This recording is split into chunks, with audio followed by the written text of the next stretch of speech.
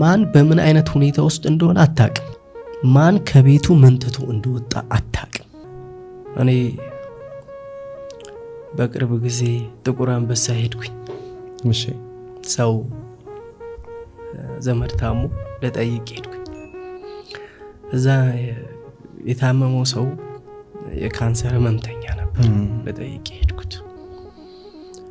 እዛ ቆሜ ጠይቄ ተነስቼ ብቻ ለተረኛ ቦታ ሰጥቼ ወጥቼ በር ላይ ቆሜያለሁ እና የለበስኩት ሲቪል ልብስ ነው።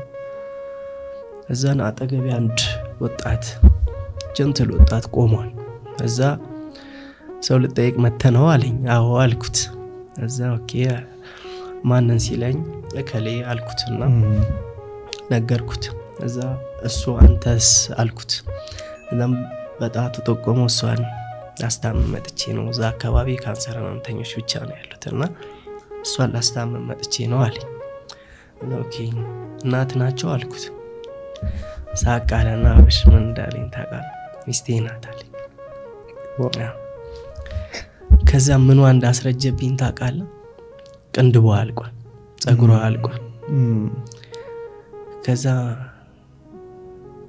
ከዛ ወጣሁኝና ቤት እስኪሄድ ድረስ ከራሴ ጋር ምን እንዳወራው ታውቃለህ? ይሄን ጀንትል ወጣት መንገድ ላይ ባገኘው ታክሲ ላይ ወይ የተወለወለ የጸዳ ነጭ ጫማዬን ቢረግጥ አላልፈውም። አተያያት ሄደም ለምንድነው ምን አባውነ ነው እንደምትሆነው አላ። ይሄ ማለት ምን የቤት ስራ ሰጠኝ። ማን ከቤቱ መንተቶ እንደወጣ አታውቅም። ያ አብርሽ የታዘብኩትን ነገር ልንገር። ሚስቱ ውጪ ቁጭ ብላ ነበር እንዳልኩ፣ ባዶ እንትን አልጋ እየፈለገች ነበር። እዛ አልጋው ሲለቀቅ ፈሳሾች ነበሩት አልጋው ላይ ቀድሞ የነበረበት የህመምተኛ ፈሳሾች ነበሩት። እግዚአብሔር በሚያውቀው አብረን አጸዳን፣ አገዝኩት። ኢሞሽናል ሆንኩ በሰዓቱ። ወንድ ልጅ ብዙ ጊዜ አልጋ ማንጠፍ አይሳካለትም ሲል አንሶላው ሲሰበሰብ ዳርና ዳር ይዘን እኩል አነጠፍን። እዛ በኋላ እኔ እዛ ቁጭ ብዬ የሆስፒታሉ ምግብ መጣ።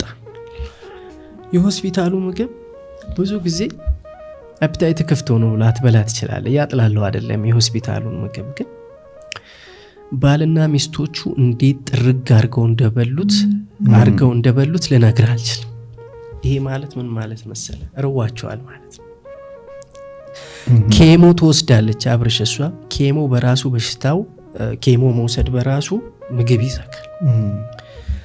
እዛ ባገለግል ከነኛ አንዱን ነው ማገለግለው። ኢትዮጵያ ውስጥ ባገለግል ከነኛ አንዱን ነው ማገለግለው። ማን በምን አይነት ሁኔታ ውስጥ እንደሆነ አታውቅም።